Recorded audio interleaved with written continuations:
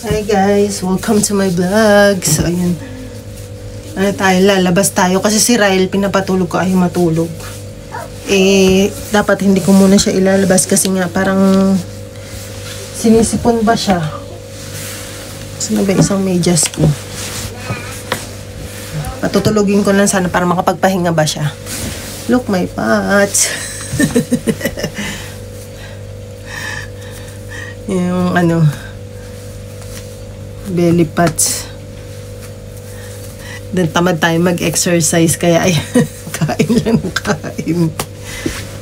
Pero yung timbang ko, hindi naman siya masyado nababago. Pag nag-exercise lang talaga kailangan mag-ano ka ng yung pampawala ng patsat yan. Nagkaroon lang naman ako nito nung nanganak ako. Okay. Pero pag tumayo naman, hindi naman na siya halata. Ganyan. Ito na talaga, may bulky dito.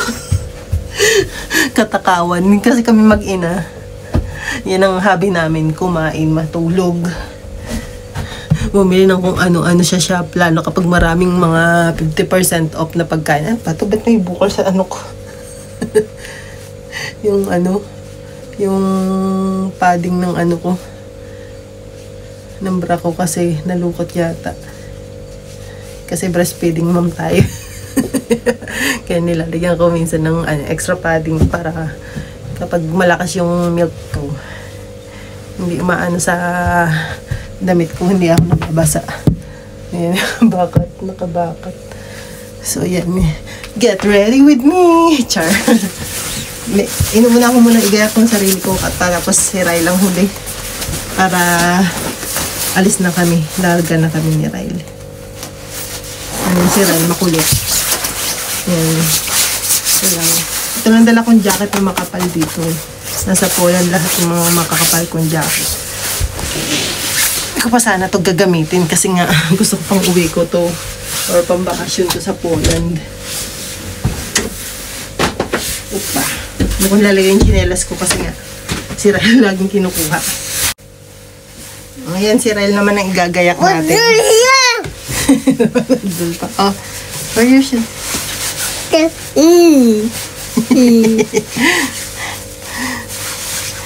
Nilalayo ko yung telepono at yung dadampotin niya eh. Hindi na naman ako makakapag-video ng maayos. Hindi ako masyado makapag-upload ng video ngayong gawa ni Ryle. Sobrang likot, sobrang kulit. Kaya yung oras ko talagang halos sa kanya lang ubos. Minsan ang pahinga ko lang kapag gabi tulog siya. Oops,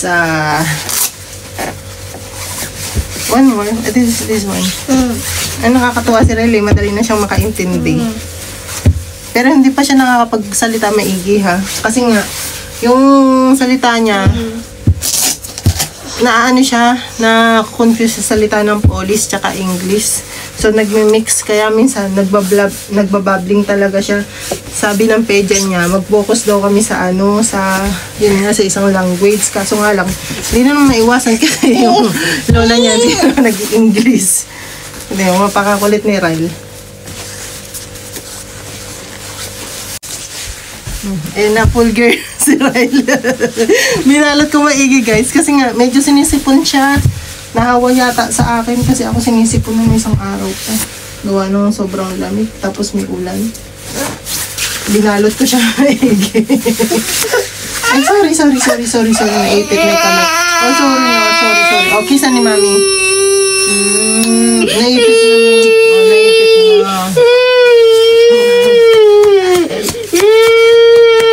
Okay na, let's go na. Say hi, bye-bye na. Say, let's go. We're going outside. Let's go. You say flying kiss.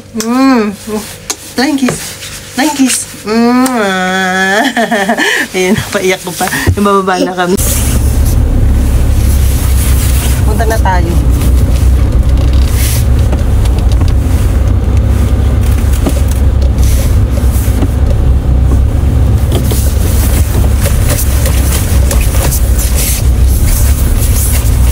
So, doon muna tayo pupunta guys sa ano, bilihan ng organic egg. Yung pinupuntahan namin dati na yung kami yung magpipik doon sa pinaka kulungan ng ano ng manok. Pero this time, baka hindi ako manguha doon kasi nga hindi ko pwedeng kuhanan si Rel dito sa sasakyan. So, doon na lang tayo sa naka-prepared na.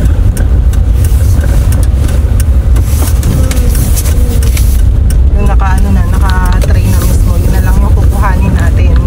Tapos after nun, bibilan ko si Ryle ng ano, ng chicken na ihahalo ko dun sa pagkain niya ba. Ayan.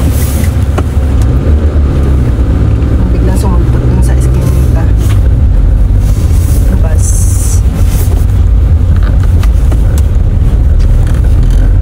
Kanan, hindi na naman ako aware.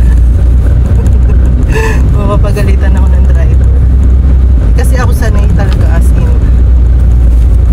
So,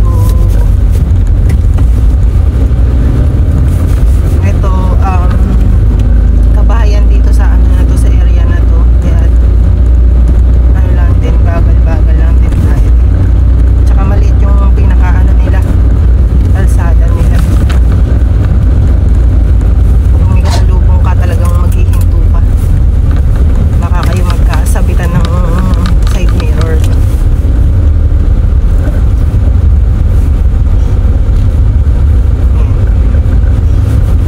Hindi ko maipakita sa inyo yung ano, yung pinaka-way namin kasi nga wala pa akong maayos na cellphone holder yung makikita nyo yung pinaka-area namin.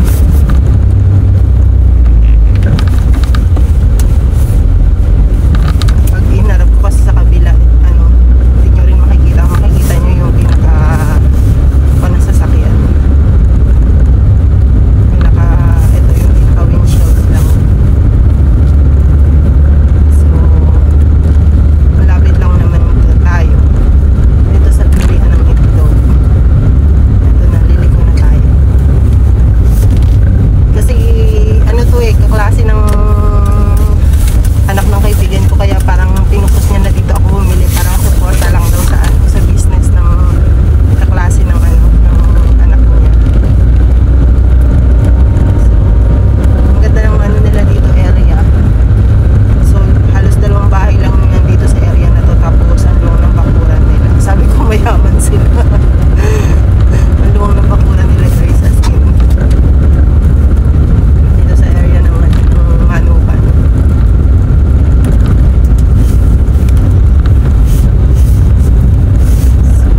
Nasa na ba tayo?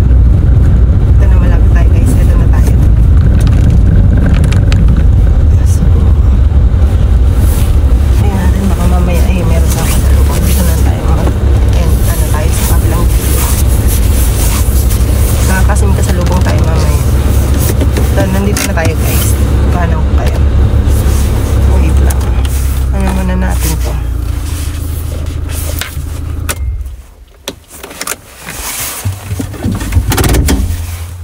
So, ito yung bilihan namin. Kukunin ko lang yung anong empty tray. Kesa itapon kasi namin, dalhin ko na lang dito, ibigay ko na lang sa kanila. So, ayan guys. Ayun yung Manukan, nandun. So, malamig kaya siguro hindi sila halos lumalabas gaya nung unang punta namin dito. Saan natin ito ilalagay yung empty tray? Wala silang lagayan ng empty tray. Natin ito ilalagay. Kukuha tayo ng, may puti. Tapos, may brown. Dito tayo sa organic. Itong organic ang kukuhanin natin. Sa dalawa.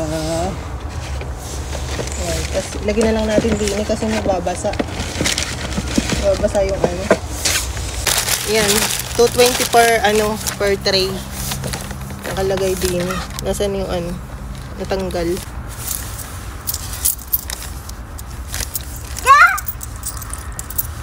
Baka kuhanin lang natin 3 kasi wala silang barya. O wala akong barya. Para 660 yung babayaran ko. Kasi wala akong barya din eh. Mas madali. Ayan. 660 yung babayaran natin. 660 euro. Ay, kulang pa ako ng kulang ako ng 1 euro. Sorry. Ano ko. Ayan. Ayan, kompleto na. Tatlo. 5 euro. 1. Tapos 50. Tapos 10. Ayan. Tapos kuha pa tayo ng isang box. Para tatlo. Ayan, tatlo yung kinuha natin. Tapos may box sila dito. Ayan, dyan natin ilalagay. Ayos na lang natin. Baka mabasa. Si Ren nag-iingay kasi hindi niya makita yung mga manok. Yung mga manok nandun eh. Hindi niya makita. So, ayan guys. Ayan. Yung binibenta nila. Tapos ayan, meron pa. Siguro mag-repair sila mamaya.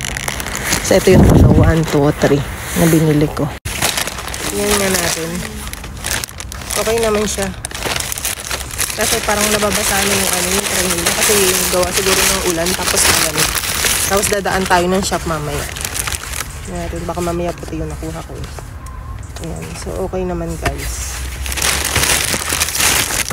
Dalawa lang sana bibili ko kasi wala silang barya. Ayos na yung makamamaya.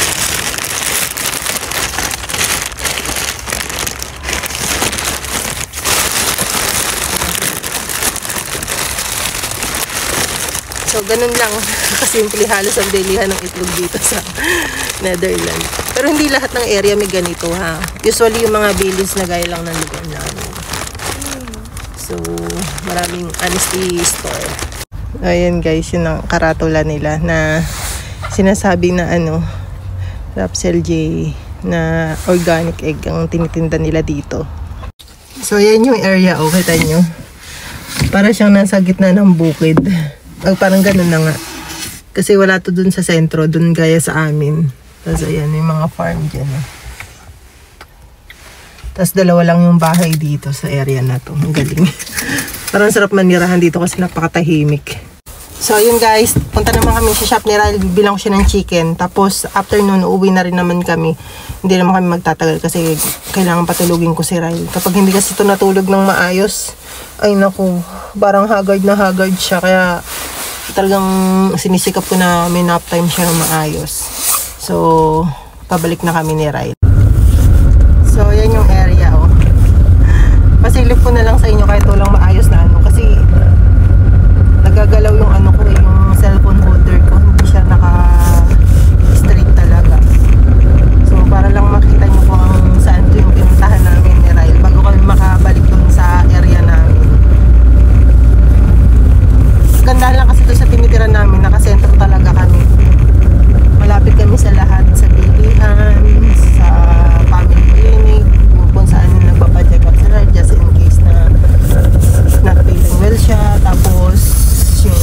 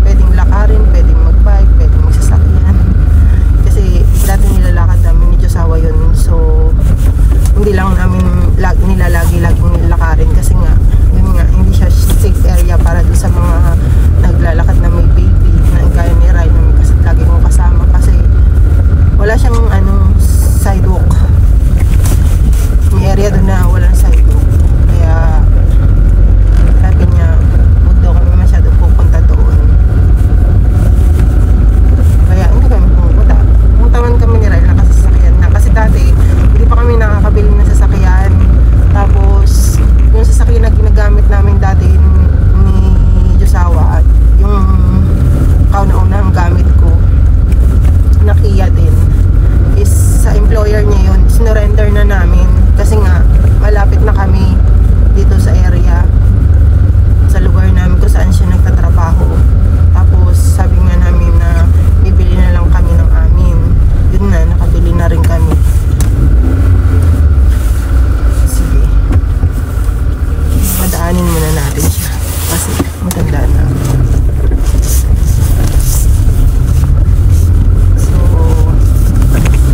eto na guys, malapit na tayong lumiko papuntang shop. So hindi ko na dinala yung yung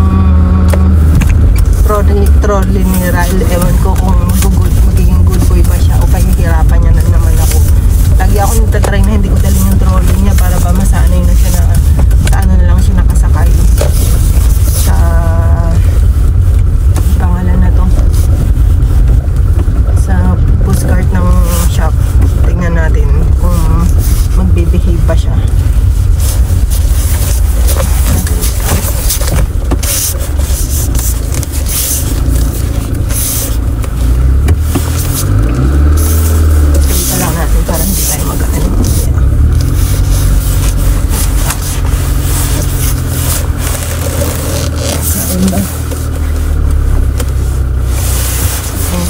So, nandito na tayo guys sa shop.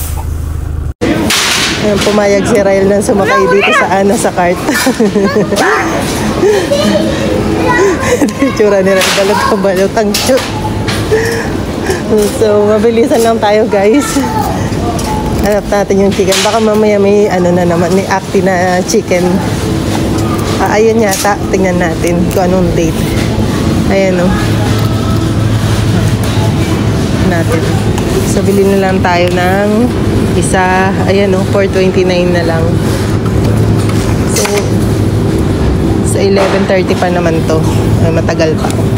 Yung sa ilalim ang natin kunin natin. So, ganyan talaga ako guys. Yung ilalim ang kinukuha ko. Ihalo lang natin sa pagkain niya mamaya. Tapos, maghanap na lang tayo ng iba din na pwedeng mabili. Ayan, bili na rin tayo na to kasi naubos ko yung kay Josawa kagabi.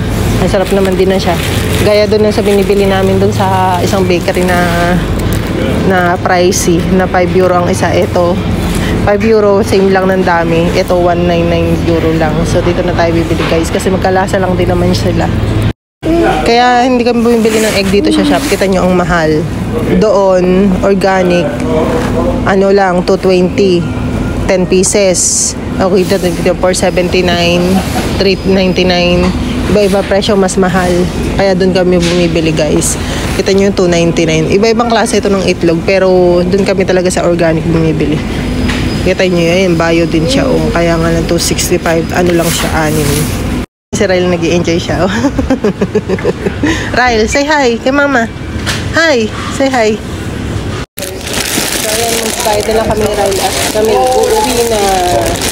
Ay, 169 lang pala siyang mura.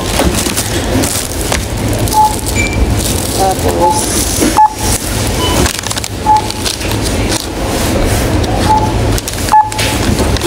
bumili ako ng halo sa spaghetti. Baka mamaya mag-spaghetti ako.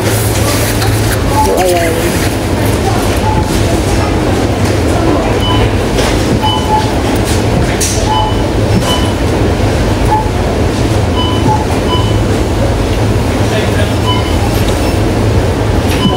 Digital. So, bayad na tayo.